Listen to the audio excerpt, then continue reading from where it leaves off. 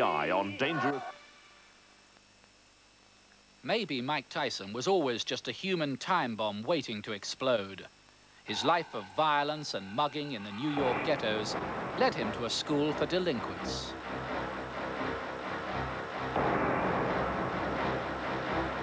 The lifeline of boxing thrown by Cus D'Amato transformed Tyson into a multi-millionaire world champion. But socially, he was a tiger you just couldn't tame. The winner by a TKO and youngest and new WBC heavyweight champion of the world, Michael Tyson. But D'Amato's death was symptomatic of how things always seemed to turn sour for Tyson out of the ring.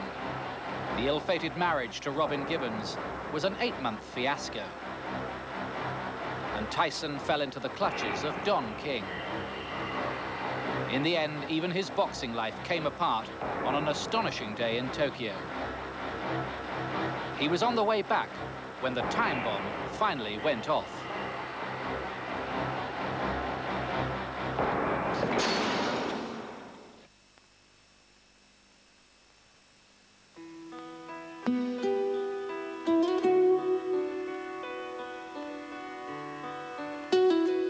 Michael Gerard Tyson had a grim, violent, fatherless childhood in one of New York's bleakest ghettos, Brownsville. Crime, poverty, and despair were a way of life. By the age of 11, he was skipping school to rob and mug grown men. Frankly, he was out of control.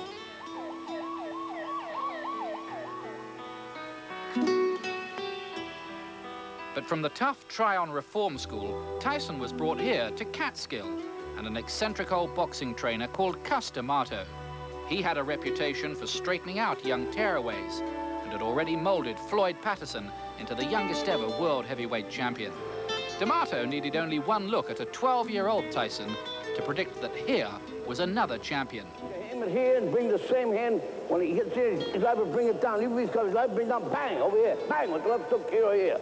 Cus D'Amato's influence on Mike was very, very vast.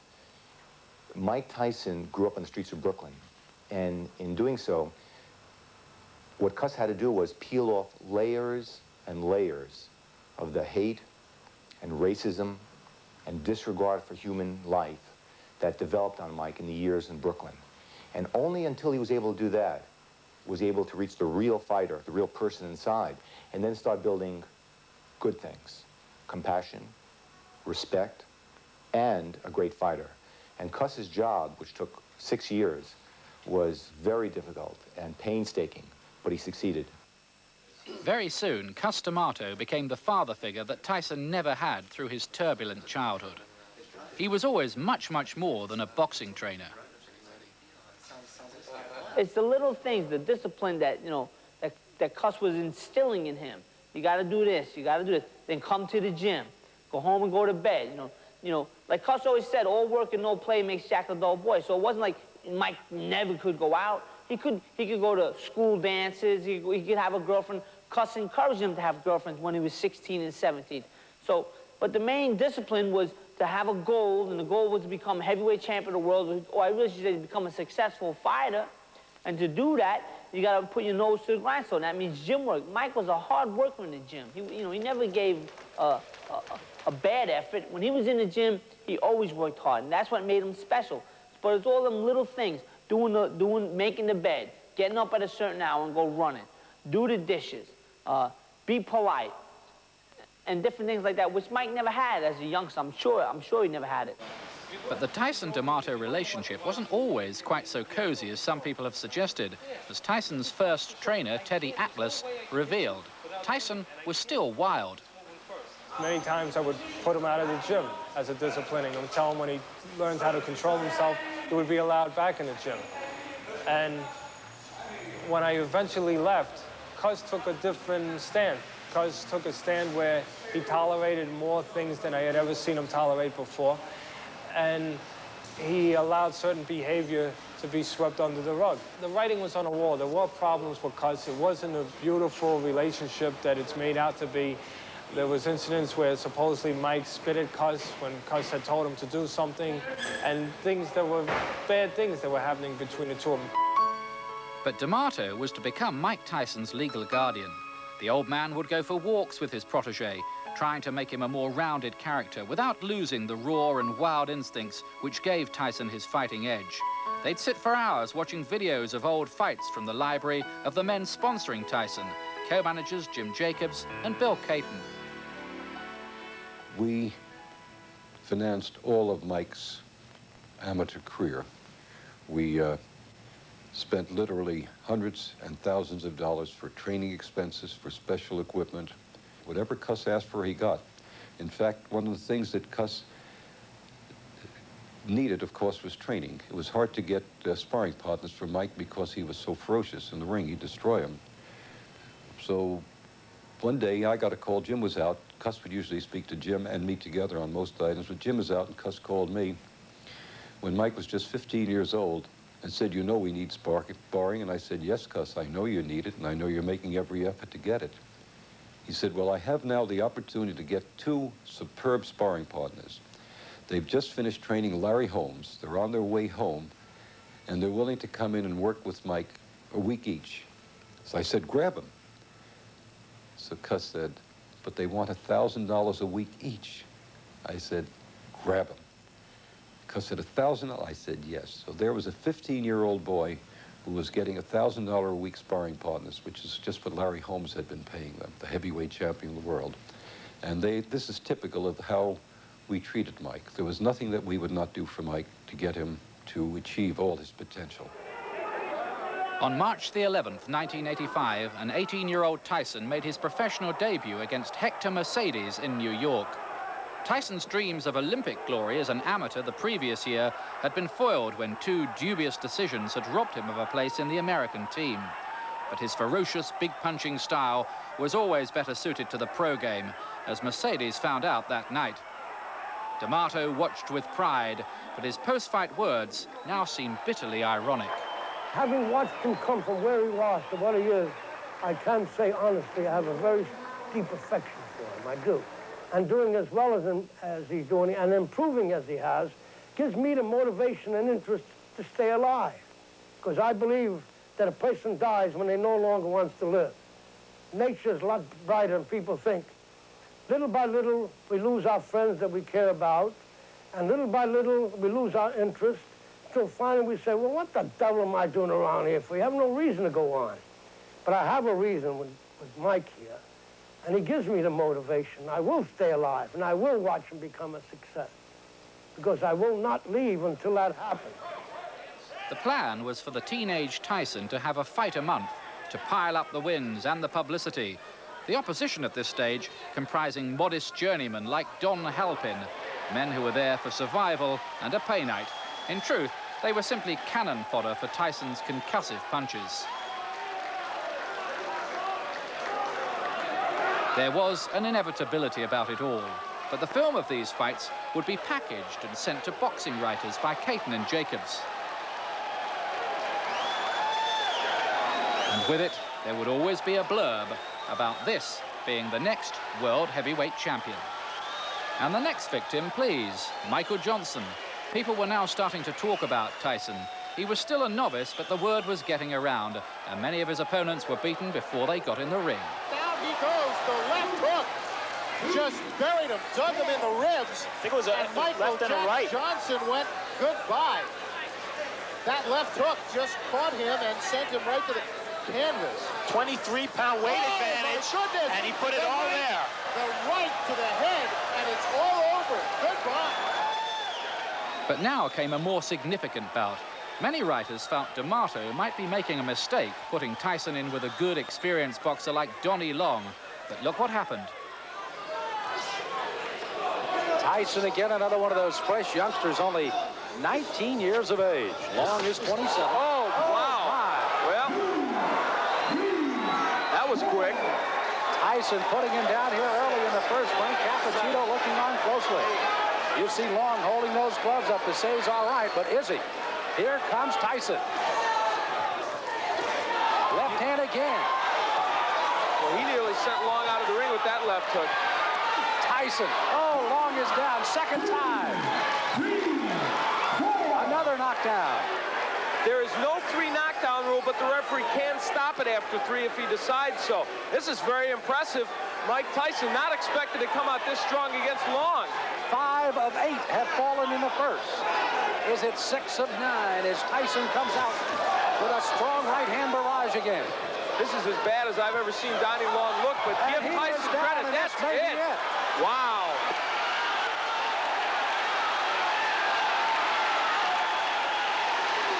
Another win for Tyson, and his destructive punching was in evidence again against Sterling Benjamin.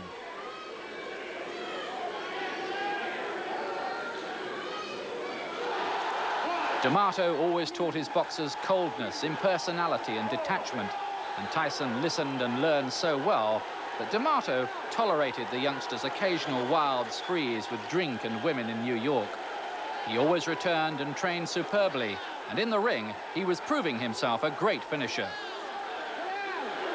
This is Tyson's 8th first-round win in 11 contests, but tragically, it was the last time that D'Amato would ever see him fight.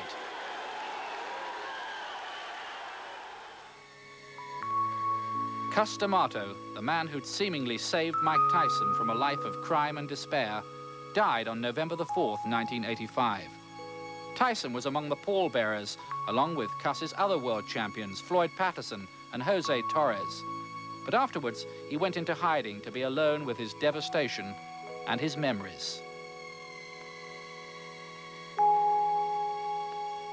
Your mind is not in your way. There's something distracting you. And remember, it's always good to throw the punch where you could hit him and he can't hit you. That's what the science of boxing is all about. On hearing the news of Cus's death, Tyson had run away to cry. He didn't want anyone to see him weeping. How could he cope without the man who'd done so much for him? It's tough, you know. It's hard to explain because after winning and everything, there's no one to talk to at the house. You know, there's Camille and everyone, my family here.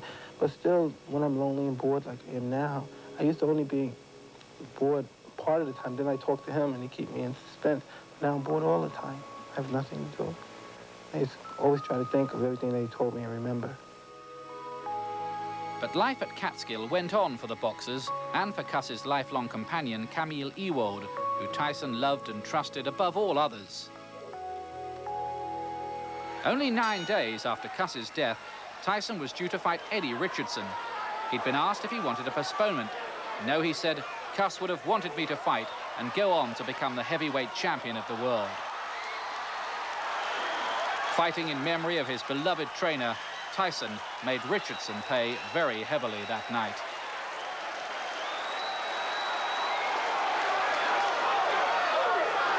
It was all swarming aggression from Tyson. The entire exercise took just 77 seconds. But of course, deep down, Tyson was still hurt and very desolate. He came about 8 o'clock in the morning. He knocked at my door, asked me if he could come over to see me. He came and he just sat there. I said, how did you make out? He says, I made good. He says, I was looking for somebody that wasn't there. And the tears were just rolling down his face. So he said, Cus was not there. That he could not tell me. He said, everybody tells me I do good. He says, but nobody tells me if I do bad. He says, it doesn't matter how good I would have done. Cus would always find something that I did wrong. The question persisted, could the teenager really manage without his mentor? It really is difficult because I did miss him a lot. He said he could be the champ, even at a young age. And I believed in him. I developed that kind of confidence in him.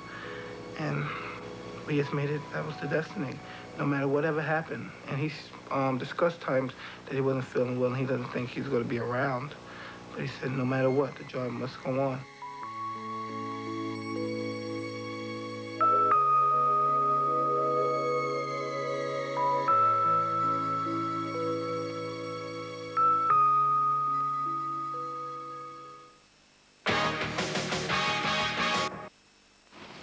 Mike Tyson was big news by early 1986.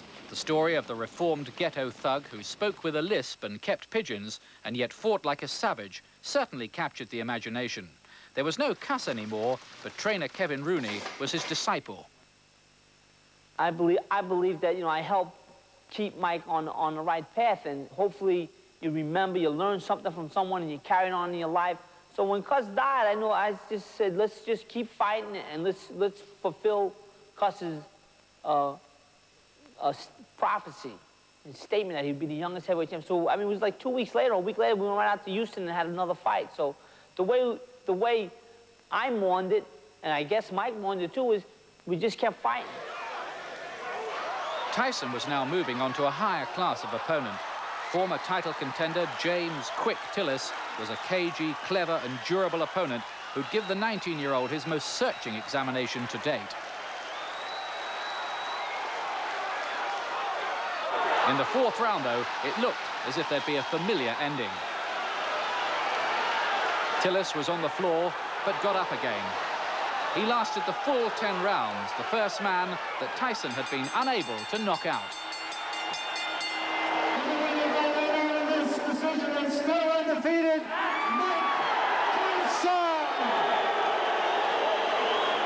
One or two of the New York boxing writers still believed that Tyson was a myth produced by his management's propaganda machine, and the next fight against Mitch Green added to the list of doubters.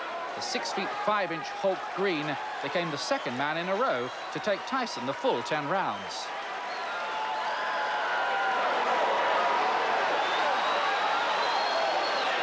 Tyson just couldn't put him away. But any doubts about Tyson's brutal punch power were removed next time out against Reggie Gross. It was Tyson's 22nd straight win. And now 13 had come in the first round. The count is up to 6 and 7. He's up for the 8th count. Gross got careless. He opened up, started throwing parallel shots. He walks in the right hand, the left hook, and Gross is down again. His eyes are very glassy. I don't know if he can get up. It's up to 5 and 6. I don't think this fight can continue. His eyes are very, very glassy. And referee Johnny Lobieko stops the fight. I knew Mike was a great fighter, or I felt that, the night in Madison Square Garden when he knocked out a very tough guy by the name of Reggie Gross. Mike had fought 2 10-round fights previous to that against James Tillis, his first 10-round fight, and then Mitch Green, 3 weeks later, a 10-round fight. 2 weeks later, he fought Reggie Gross, who was a very tough fighter, and in spectacular fashion knocked him out in 2 minutes of the first round. Not in the arena that night, but later watching the videotape and watching not Mike Tyson's offense, but his incredible defense. In 20,000 fight films, I had never seen anything like that, and I knew he was going to be a great fighter. The path to the world title was now opening up. American TV were paying Tyson $500,000 a fight. Marvis Frazier, son of the famous old champion Joe, was next. Tyson was so fast, so vicious, and his no-nonsense black shorts and boots only added to that air of menace. He was a throwback to the old fighters he revered so much in the fight films that he watched so avidly. Marvis Frazier, another hapless victim, and Tyson was all set to reach out for heavyweight history.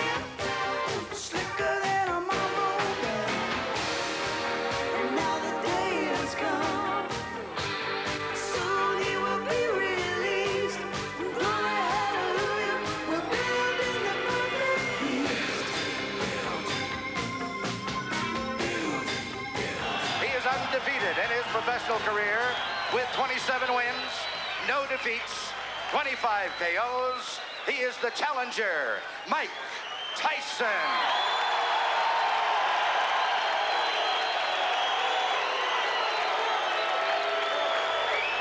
And in the red corner, formerly of Jamaica, now fighting out of Miami, Florida, weighing 218 and 1/2 pounds.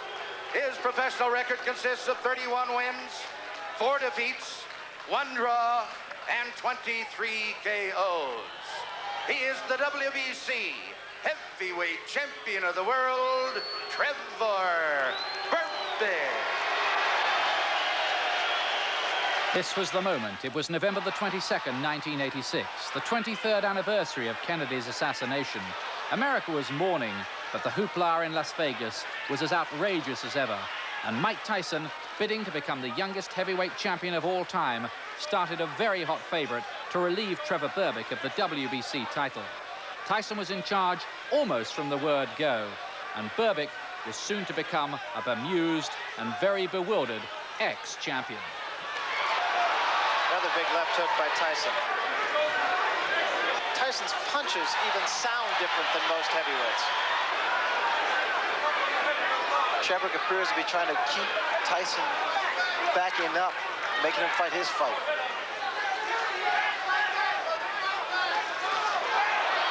Another good left hand by Tyson, and a right behind it, and Berbick is rocked. Berbick in trouble here.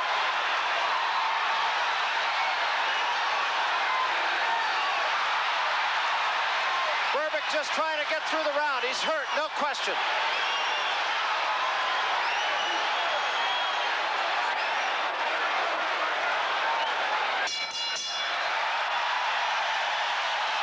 It was a great opening round for Tyson. How Custamato would have loved to have seen this fulfillment of his prophecy. And Berbick is in trouble again. Tyson is perpetual motion, and the reason he's so dangerous, Barry, because he continues to throw those punches. One thing I've noticed in Tyson, he actually turns southpaw because he can knock you out with either hand.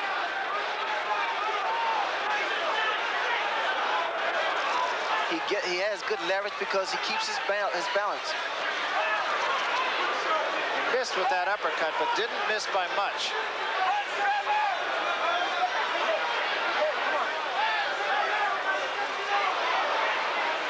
Mike Tyson was about to become heavyweight champion of the world, aged 20 years, 4 months, and 22 days. That was a right to the body and an uppercut to the head, and Berbick is down.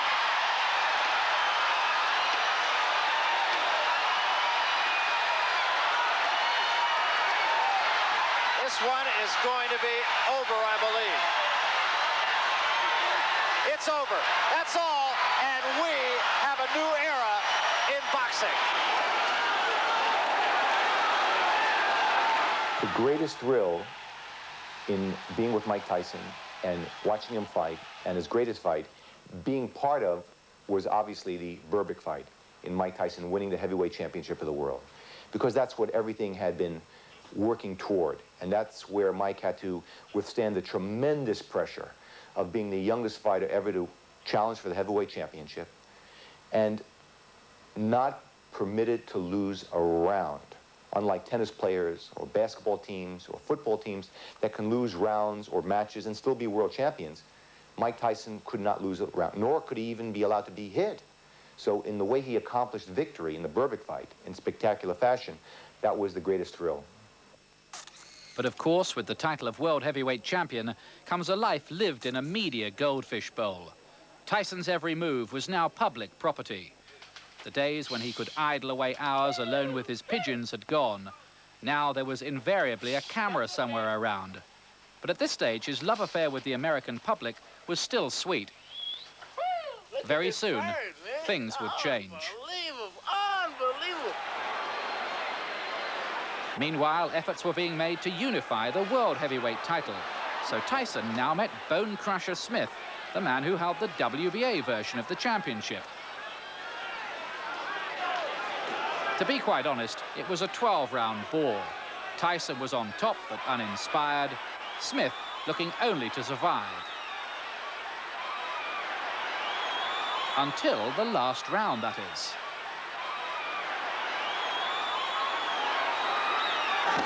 Tyson is suddenly shaken up by a right hand.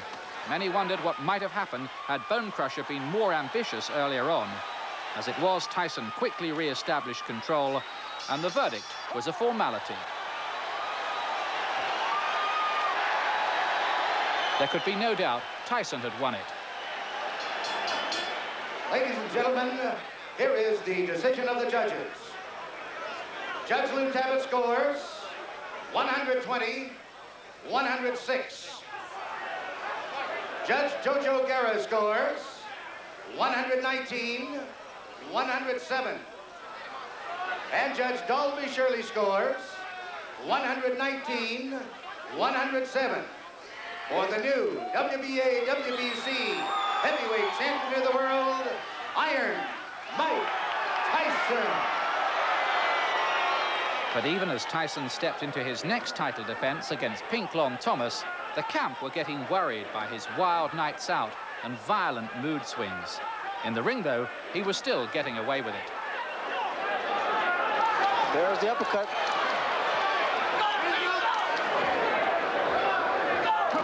And a big left hand right on the jaw of Pinklon Thomas.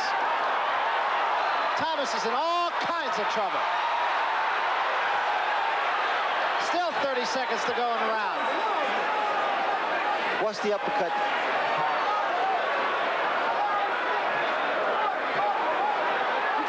It'll be all Thomas can do to get through this round.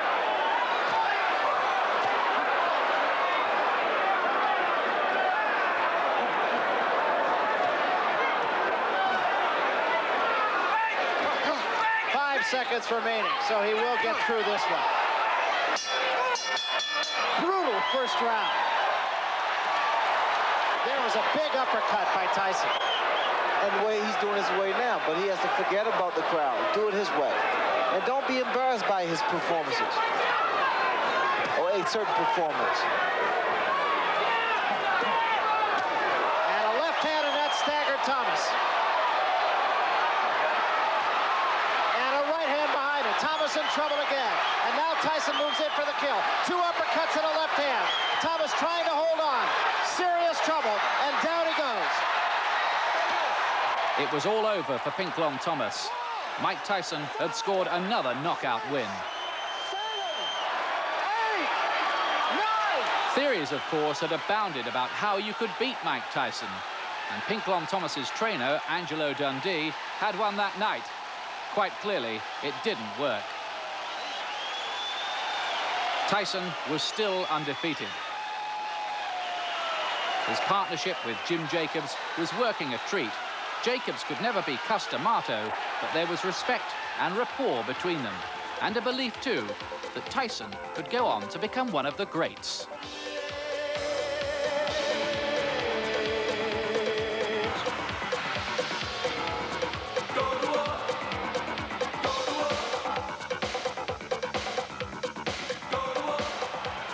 Only one hurdle remained before Tyson could call himself the undisputed world heavyweight champion. He had to beat the IBF champion, Tony Tucker. It was once again in Las Vegas, where Tyson just hated the soullessness of the place. The fight was hard. There was a big left hand. Tucker says, no, I'm all right. I'm all right.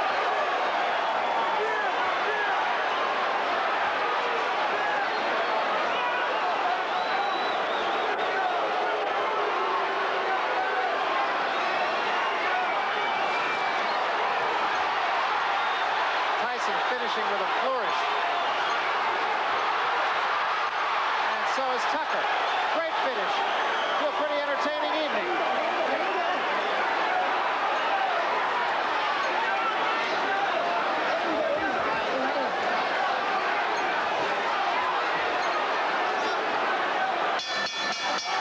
It's over. Well, Tony Tucker talked the talk and walked the walk. He fought him.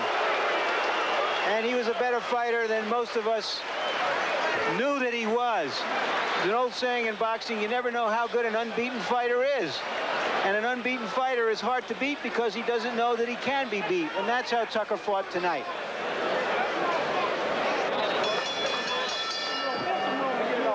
Ladies Ladies and gentlemen, here is the decision of the judges. We have a unanimous decision. Judge Phil Newman scores 119-111. Judge Julio Roldan scores 118-113. And Judge Bill Graham scores 116-112 for the winner by unanimous decision and undisputed heavyweight champion of the world, Iron Mike Tyson.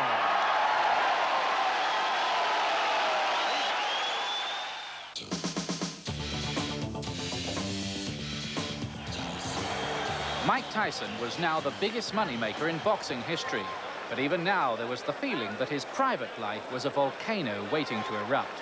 The next opponent, Tyrell Biggs, had won an Olympic gold in the year that Tyson was not even selected. Maybe that was why Tyson disliked him so intensely.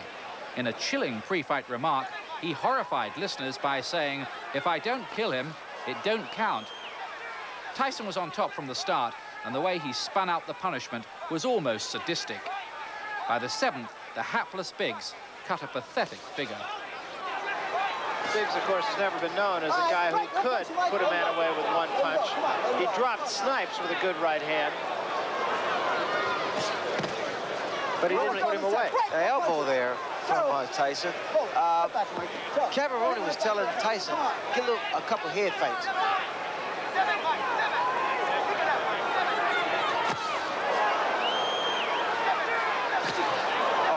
That was a tremendous left hand.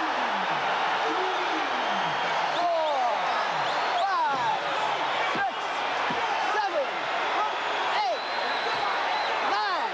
How do you feel, Cole? Okay? Oh, this is it. He is gone right now. He has no legs at all. And 10 seconds to go in a round. There's a left hand. He's down again. It's over. It's all over. And it wasn't even close. Tyson seemed invincible, but outside the ring, his life was about to enter a new era of turbulence and turmoil. It was the start of a sort of Beauty and the Beast relationship. He'd started dating a beautiful young actress called Robin Gibbons. He was besotted by her. And with Robin always came her mother, Ruth Roper. From the start, there were those who wondered if this was for love or money. And always hovering, hoping for a financial slice of Tyson, was promoter Don King. Larry Holmes, the 38-year-old former world heavyweight champion, was wheeled on next to fight Tyson. Holmes was so slow leaving his dressing room that night that Tyson quite literally smashed a hole in his dressing room wall with a clenched fist. And more was to follow. That was a right hand, and down goes Holmes from a crashing right hand. The old Larry Holmes would always get up and fire back. But he's in against a guy who is a tremendous finisher. What? And down he goes again from another right. There's a full minute left in this round. Larry trying to clear his head, that's why he's walking around. What he needs to do now is either tie his man up. He can't move because he's not steady. He needs to hold on. It will take every bit of savvy that this man has. Tries to fight back. Still 40 seconds left. He's still on Quinn Street. And took another big right hand. 30 seconds left. Tyson just looking for the one shot. Well,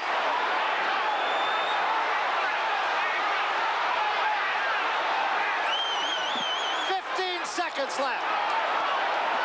Tyson still has to be careful because Larry, that shot, that's huge it. Right hand. That should be it.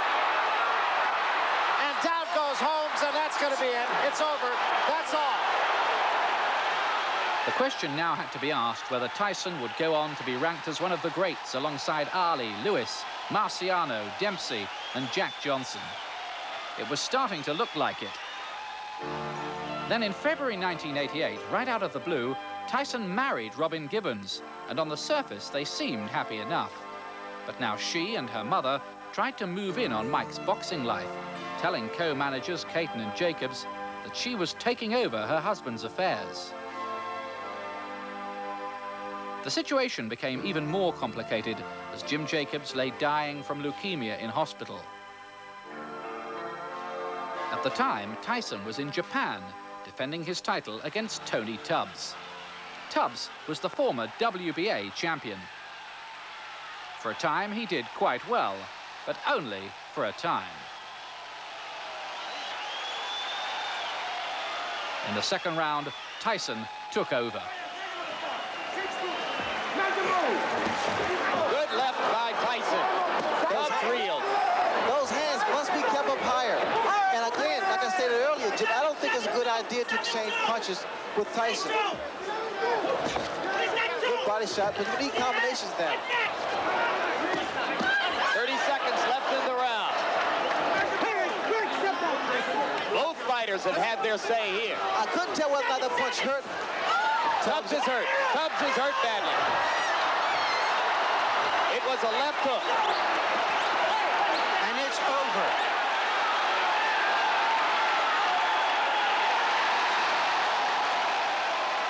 Mike Tyson had won again. One day he would return to Tokyo for a fateful night in his career. Jim Jacobs died on the day after Tyson and his entourage returned from Japan. They'd been together since Mike was 12.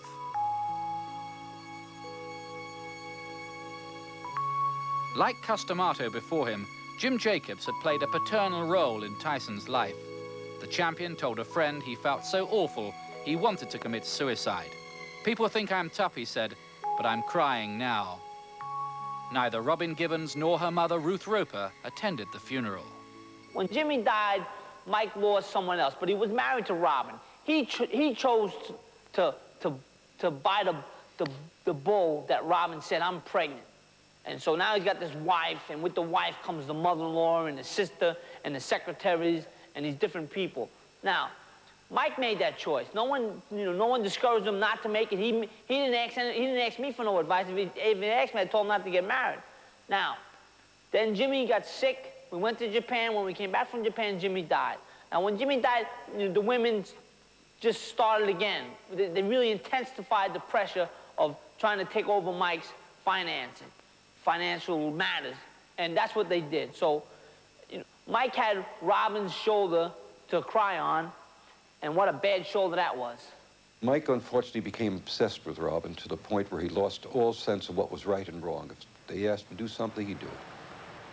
Atlantic City, the tacky East Coast gambling resort, was the setting now for the richest heavyweight fight ever as Tyson met Mike Spinks with Donald Trump beating the publicity drums.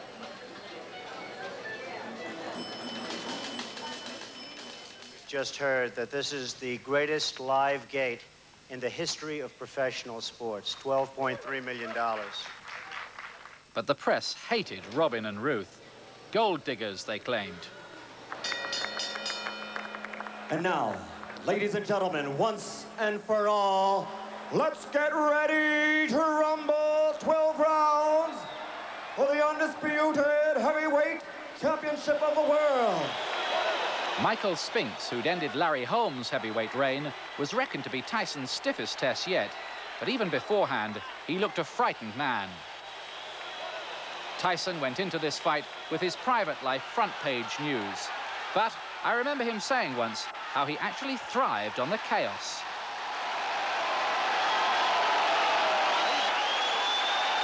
Now watch Tyson jump right into his chest.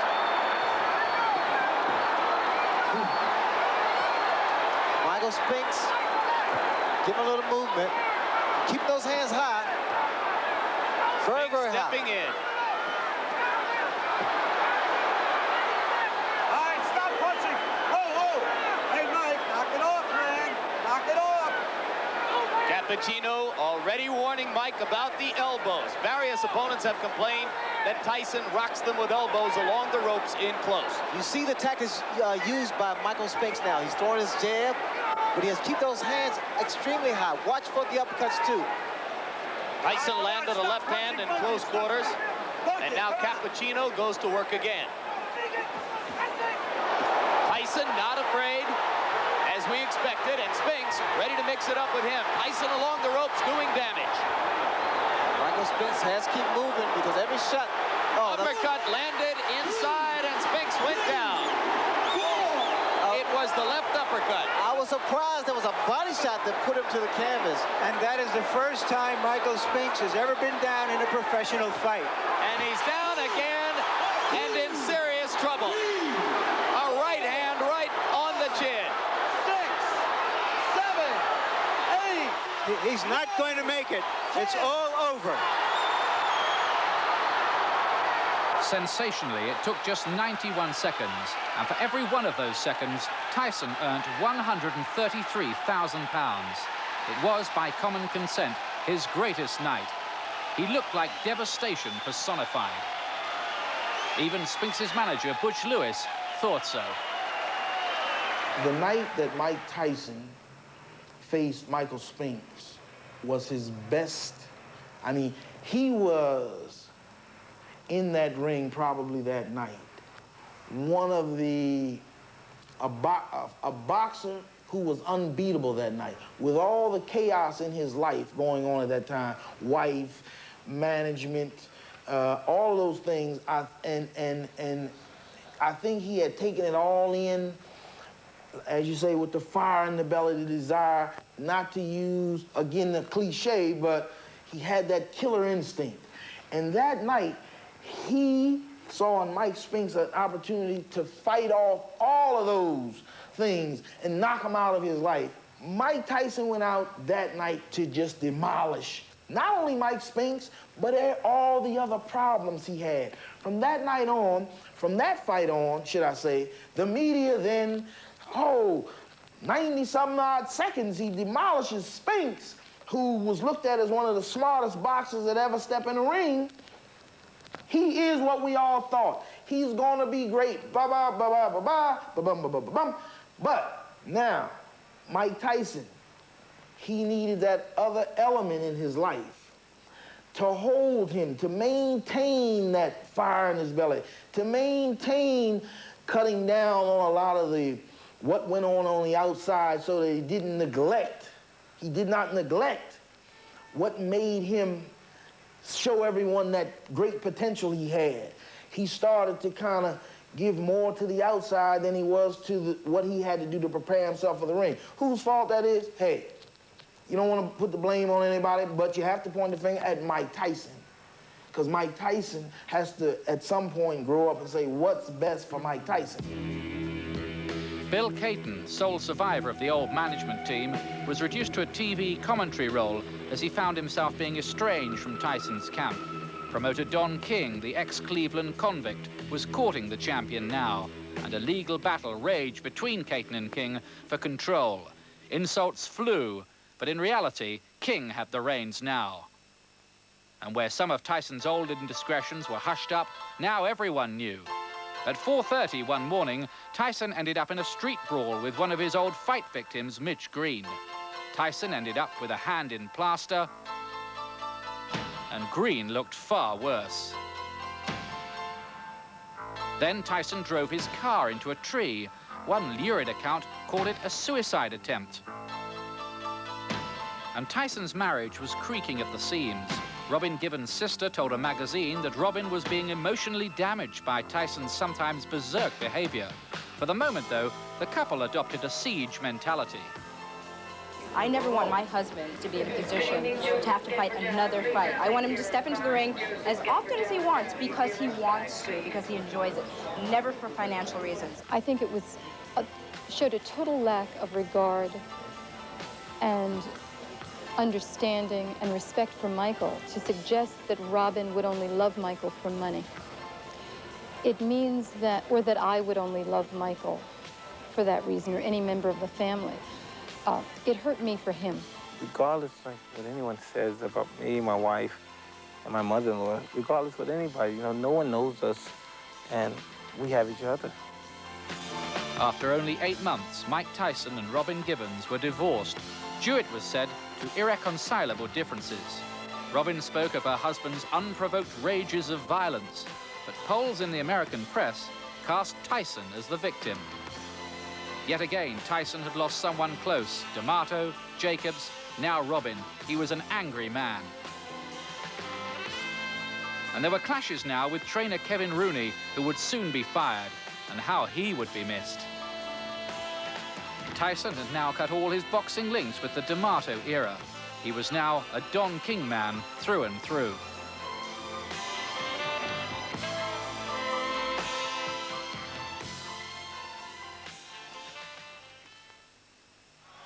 There was big money on the table for Tyson to fight Britain's big hope Frank Bruno in London, but for far less cash, he took the fight in Las Vegas instead. Bruno felt he was meeting Tyson at his most vulnerable time, with so much chaos and confusion in his private life. Millions of British fans hoped Bruno was right, but rather feared the worst. Okay, listen. I gave both fighters their instructions in the dressing room. I'm cautioning you again. Obey my commands at all times. Is there any questions? Shake hands, good luck. Bruno made a terrible start that night in the Las Vegas Hilton. Tyson charged in and had his British challenger down within seconds. It threatened to be a Tyson win in record time. 4, 6, 7, 8. You all right? Bruno was forced to take the mandatory 8 count. Somehow he got through the crisis. But there were more problems for Bruno. He was persistently holding, and referee Richard Steele was about to deduct a point.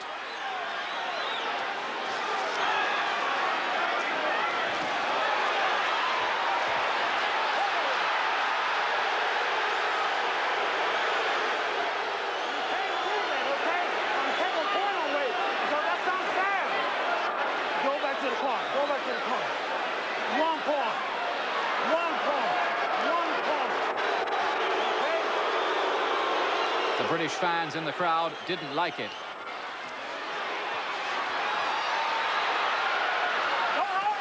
But Bruno was to make a sterling comeback in this very same round.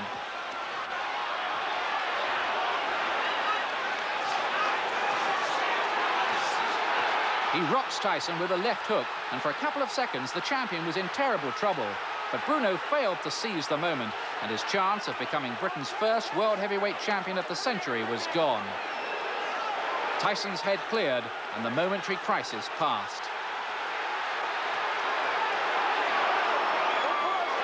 Quite honestly, Tyson had looked pretty awful.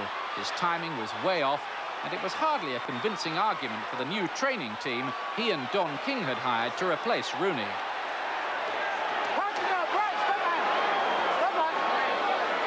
Nevertheless, Tyson eventually did get the job done in the 5th round.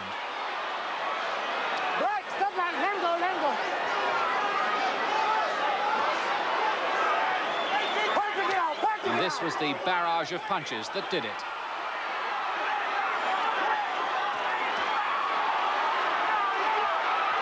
Referee Richard Steele stopped the fight, but the theory that Tyson's most dangerous opponent just might be himself was gaining ground. This had not been a particularly impressive performance. And what with car crashes, divorce, street brawls, allied to a sometimes wild social life, would Tyson self-destruct? Don King, publicly at least, had no doubts about it. I love Mike Tyson. I think that Mike Tyson is a stand-up individual, and I don't think there's no weakness about him ever frustrating himself, self-destructing himself, or capitulating and surrendering to those who are coming in with intimidation and fear. He's a gladiator, he's a fighter, and that's what a fighter's about. But the difference is, he's just not a fighter that gets in the ring and say, ooh, ah, and you know, I'm glad to be here. He's a fighter that can think. He's a fighter in his heart, too. The next challenger was a gentleman who called himself Carl the Truth Williams in Atlantic City. But the real truth was that Carl was no match for the unbeaten champion. Williams is down in the 1st round.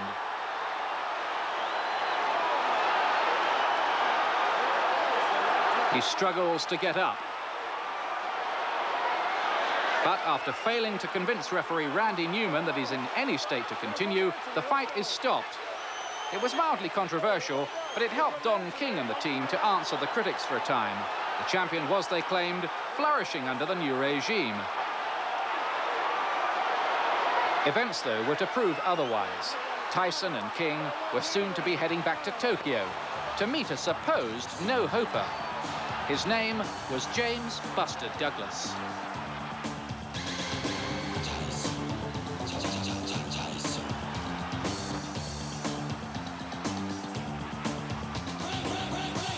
Champion.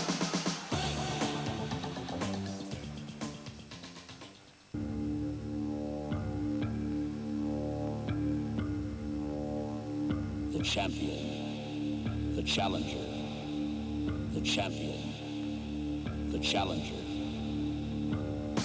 Tyson. In February of 1990, Tyson's next title defense against the moderate James Buster Douglas meant a return trip to Tokyo. It looked a formality, but there were worrying signs even before the fight. Tyson looked lethargic in training and was floored by sparring partner Greg Page. He just didn't look motivated, like a man who wanted to get the job done and go home. But every tipster in the world, barring the bloke who wrote for Douglas's local paper in Ohio, of course, was forecasting an easy fight for Tyson. After all, the champion was coming into the contest on a 37-fight win streak, and Douglas was hardly noted for his menace. In fact, he was regarded as ponderous and inconsistent, and Tyson was telling the world just what he was going to do to James Buster Douglas. But in the Tokyo Dome that Sunday lunchtime in Japan, Mike Tyson's boxing world fell apart. 40,000 inscrutable Japanese amazingly sat in near silence as one of the most memorable fights in heavyweight history unfolded before their eyes. And there's a good uppercut inside. And Douglas really letting go here with some punches. And Tyson looks very disorientated. And you sense that this big crowd in the Tokyo Dome sense a shock.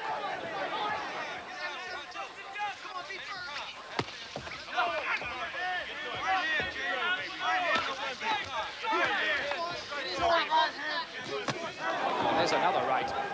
Every time. Tyson having to eat it, and again, two more. And Tyson is hurt by that. And he looked a bit disorientated. So what a fight we have here.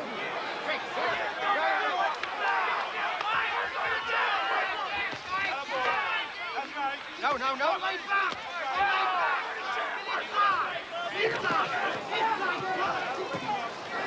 It's another good right from Douglas.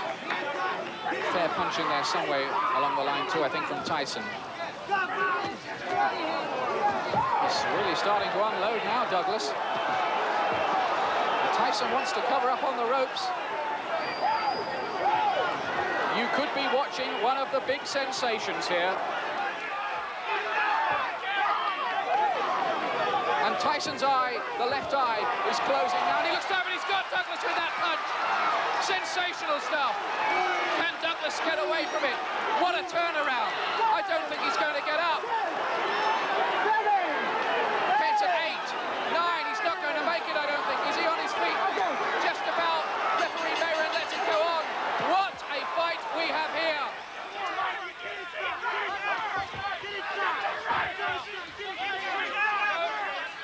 No, Mike. No, James.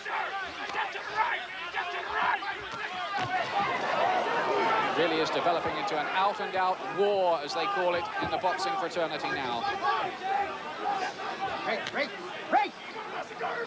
Science tending to get thrown to the wind a little, but Douglas, I think, would be pretty well advised to just keep on working behind that jab, and look at that right uppercut. Then the left, and Tyson is down! Tyson is down for the first time in his career, and the title could be slipping away. Can he get up from this one? We never thought we'd see this. You may be watching the biggest sensation in heavyweight history. It is all over. The title has gone from Mike Tyson in a scintillating, dramatic, pulsating and sensational fight in Tokyo. Buster Douglas is the new undisputed heavyweight champion of the world. And it seems that we just cannot believe in Tokyo.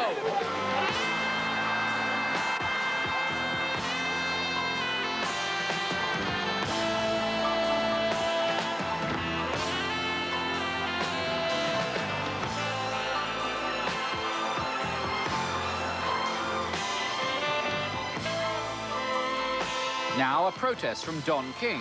Tyson's camp watched the video of round 8 and claimed Douglas was on the floor for 13 seconds, conveniently ignoring the key point that the referee had only got to 9. Disgracefully, the World Boxing Council refused to recognize Douglas as the champion. But in the face of worldwide ridicule, they had to, and Douglas returned to Columbus, Ohio as a hero. But where now for Tyson? Basically, you know what I mean, those things happen in life. You lose fights, you lose in life, you lose someone you love. But, you know what I mean, it's the person that comes back from that. What the hell happened? Big deal, I lost a fight. You know what I mean? What, I made $12 million for losing a fight or some crap like that? You know what I mean? I'm even bigger now and I got more money now from losing a fight than I did when I was champion. They pay me more now. So regardless, but that's not the issue. My issue is if you don't have anything to fight for, the title, the money don't mean anything. If you don't stand for anything, you're as good as a dead man. You're not worth nothing. There's no way that Mike Tyson could have lost the title to the likes of a Buster Douglas. Had Mike Tyson stayed with Jim, with Kevin Rooney, Steve Lott, and me, Mike Tyson would be the heavyweight champion of the world. He'd be regarded as possibly the best fighter of all time because other than Muhammad Ali at his very best before he refused induction, Mike Tyson at the Spinks fight was the second best fighter in the world. And I believe was on his way to becoming possibly the best heavyweight in the world. Me and Don King is at the best the relationship could ever be. He's my promoter. He's going to stay that way till the fight game ends. Till I'm finishing, I guess when he's finished, it's going to end. You know what I mean? And then that's when, you know what I mean? That's why Don King's my man, my main man. We're two brothers from the streets, and we made it. Regardless of what anybody say, we have money, we made it, we're successful, and we came from where it's hard to come from. We established ourselves in the world, not only in the goddamn country, we established ourselves in the world. We can't go nowhere without anyone knowing where we are. Tyson and King are undeniably unbeatable. They are a winning team because we represent the people. Mike now had to face up to life as an ex-champion. Larry Holmes' old trainer, Richie Giacchetti, was brought into Team Tyson. Technical errors had crept in. The aura of invincibility was gone. Could Giacchetti rediscover the sharpness that seemed to disappear after the old trainer, Kevin Rooney, was sacked? And there was another question. Was Tyson's less than monastic lifestyle beginning to take its toll? Tyson's comeback from the Buster Douglas defeat was against Henry Tillman, the man whose 2 contentious amateur wins over Tyson had given him Olympic selection and a subsequent gold medal 6 years previously. But the 1990 version of Tillman was hand-picked for harmlessness, and Tyson was anxious to prove to a watching world that he was back. It didn't take him long to do it. You know, in the fight with Buster, he let Buster dictate the pace, and which caused him to lose the fight. Right now, Tyson is dictating the pace. Tyson weighing in at 217. And a good right hand again by Tyson. And Tillman trying to tie him up. Right now, Tyson is teeing off on Tillman. Tillman giving him time to set up and just throw bombs. And a right hand sends Tillman down. The count is 4. The count is 6. Over. It's over. Tillman will not get up. It's a first-round knockout for Mike Tyson. Tyson had the win he wanted, and though he was no longer the champ, he was still the most marketable and charismatic figure in the sport. He was now firmly in the Don King court, and despite the continuing stories about behavior out of the ring, Team Tyson was putting up a united front. When you have good people around like he has now, you know, he has, you know, sometimes the fighter blocks out the people that are with him until you know, get the chance to let the people work. And, you know, and I think we have a good team, and Team Tyson is all for Mike Tyson. And when you have that kind of harmony, you got everything working for one thing, that's to get it back. Meanwhile, the new champion, Buster Douglas, lost the heavyweight title in 3 rounds to Evander Holyfield. One writer said the flabby Douglas had floated like a buffalo and stung like a gnat. Getting the title back wouldn't be easy for Tyson, whose out-of-ring exploits continued to attract the worst kind of publicity. The latest of them concerned an alleged incident in a Manhattan nightclub. It attracted plenty of headlines. Sandra Miller sued Tyson, claiming he grabbed, propositioned, and insulted her at the club. I'm a champion all field. It doesn't bother me at all. Sandra Miller eventually got $100 in damages, a jury deciding that Tyson committed battery, but that his behavior was not outrageous.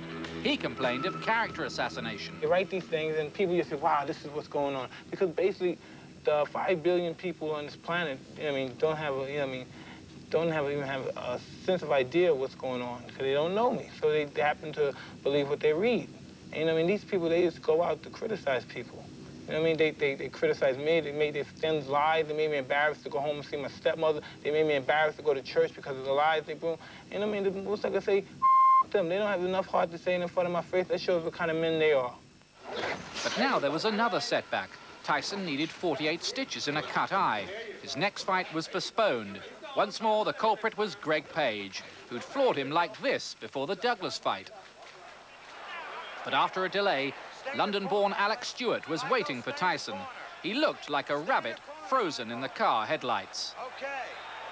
Stewart had given the champion Evander Holyfield a decent argument, but here, Tyson going for him with the right straight away, and he's got him! Oh, he's got him with the second punch! Bad moments for Alex Stewart. This might be very brief. Tyson's looking for this in the first round. There's no doubt about it. He means business, all right. His last 2 fights. He's got him again. He's got him again. Again, it was the right. Stewart trying desperately to get to his feet. I don't think, is he going to make it? Just about. The referee, Frank Cappuccino, looks in the eyes. He says, are you okay? Stewart just about survived the inspection, but only just. Tyson really letting the punches go, and that's it. 3 knockdowns in the round meant an automatic stoppage. But out of the ring, of course, Tyson, the human time bomb, was still ticking away.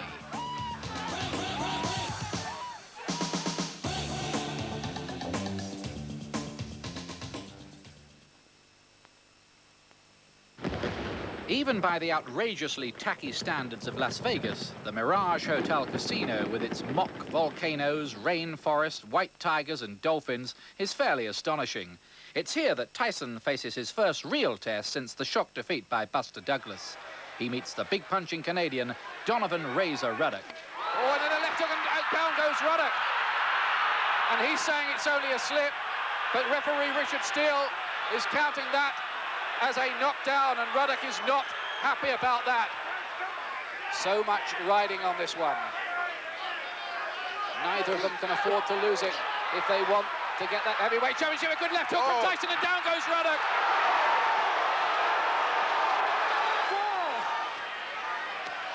Oh, left hook, he's got him. He's got him now, then a right, then another left. Back goes Ruddock, and the referee has stopped it. Oh, that is controversial. Amid the brawl, Ruddock's camp claimed that referee Richard Steele dived in too early to do Tyson a favor. I hope when I see a young man hurt, I will stop it. Because, you know, we in the boxing business. We're not in the killing business. We don't want to see nobody killed. Nevertheless, the arguments rage on, and the demands for a rematch at the Mirage are met.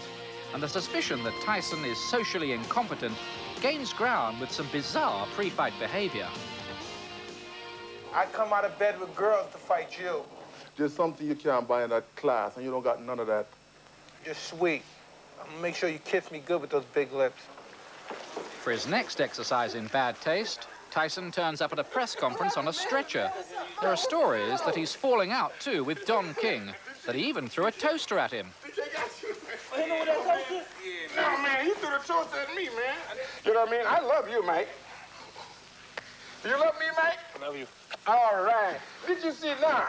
You understand that? Can you blink your little eyes? And oh yes, the fight. Tyson has Ruddock down in the second round.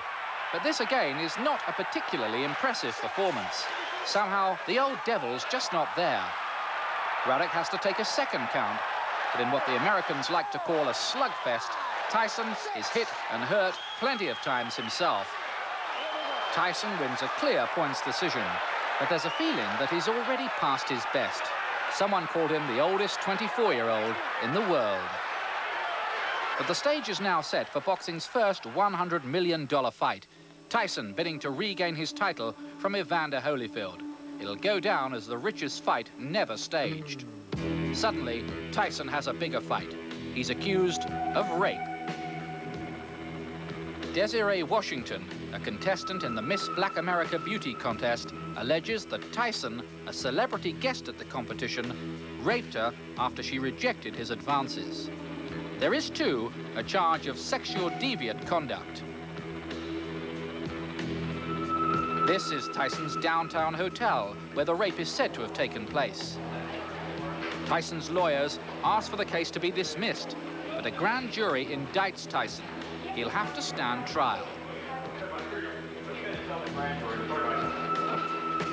Reality is now crowding in on Michael Gerard Tyson.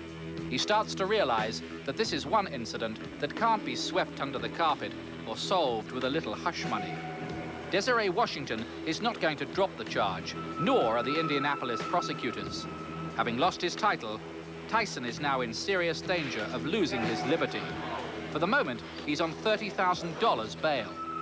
I only hope that the truth prevails and Mike Tyson is innocent of the charges. I want to see Mike Tyson freed and acquitted. To be in the same profession that I'm in, a former champion also, I feel kind of sorry for him.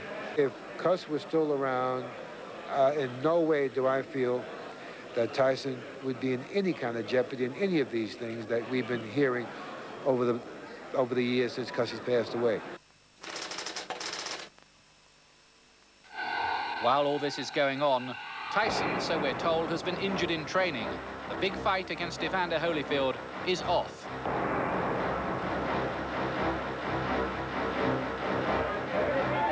Mike Tyson arrives in court to face the rape charge. Desiree Washington, who told the court, in place of what had been me, I feel a cold and empty feeling. Good morning, good morning, good morning. Every day he gets up and he trains, and he continues on, you know, getting prepared to do what he do best, and that's fight. The anxiety of Tyson's 80-year-old surrogate mother, Camille Ewald. Greg Garrison, the showy prosecutor, who even appeared on a chat show during the trial. Tension for defense attorney Vincent Fuller.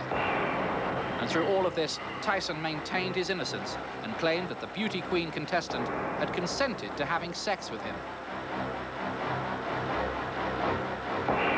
But Desiree Washington told the court her own harrowing story of how Tyson had forced himself on her.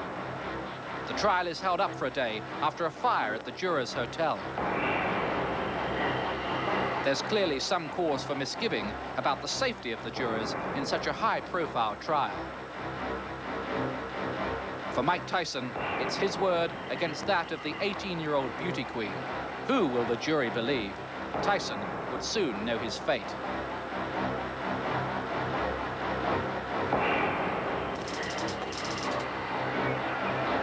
Not even Don King can help now, and for Camille, a last link with the old days with Cuss, it's heartbreaking. They all know now that Mike Tyson, the delinquent who was probably saved from prison by boxing, is going to end up there anyhow.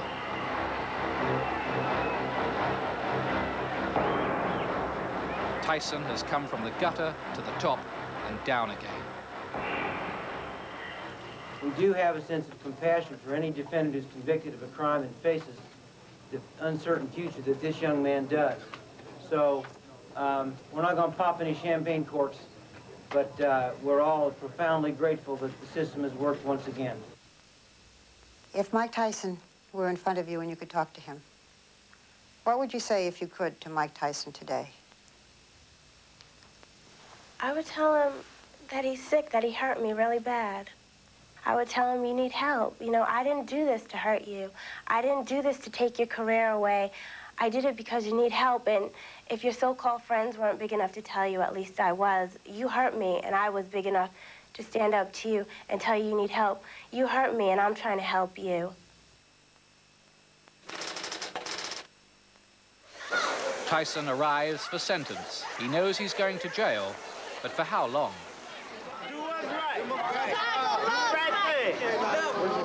He got 10 years executed.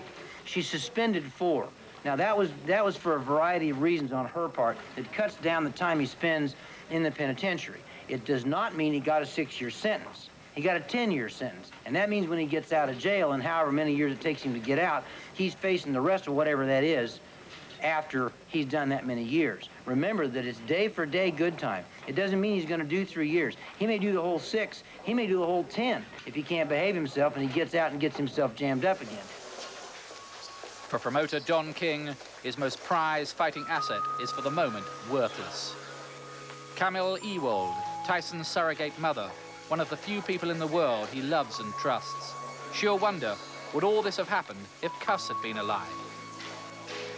But with Tyson's background and personality, maybe it was always destined to end like this, with him being strip-searched, deloused, and fingerprinted on his way into jail.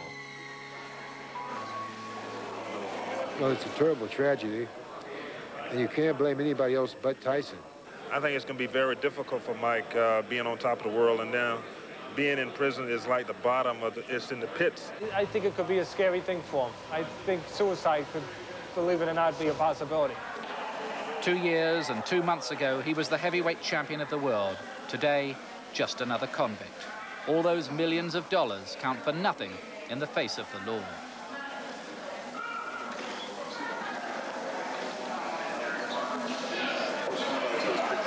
Once the door shuts, it's a very serious place, very lonely place, you know, in the prison. Very, very serious place. When he lays in his bed or bunk or whatever they call him for the night and he thinks of what could have been, you know, if he's strong enough to cope with it. I don't know if he is. I really don't know.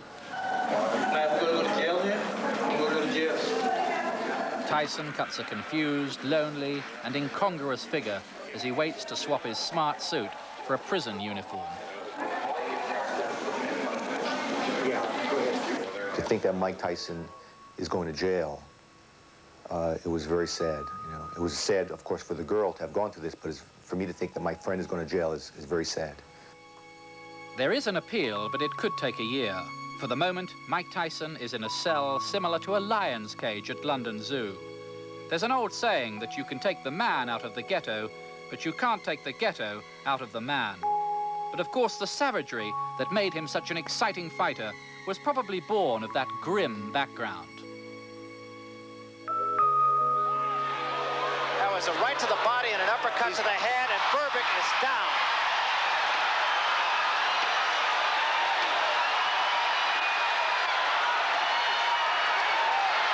This one is going to be over, I believe. It's over. That's all, and we have a new era in boxing. When he's independent of me, I have succeeded. He has succeeded when he becomes champion. I have succeeded when I made him independent of me. He doesn't need me anymore. Cus D'Amato never lived to see Tyson become world champion. How he would have loved it, and how devastated to see what's happened to his adopted son now.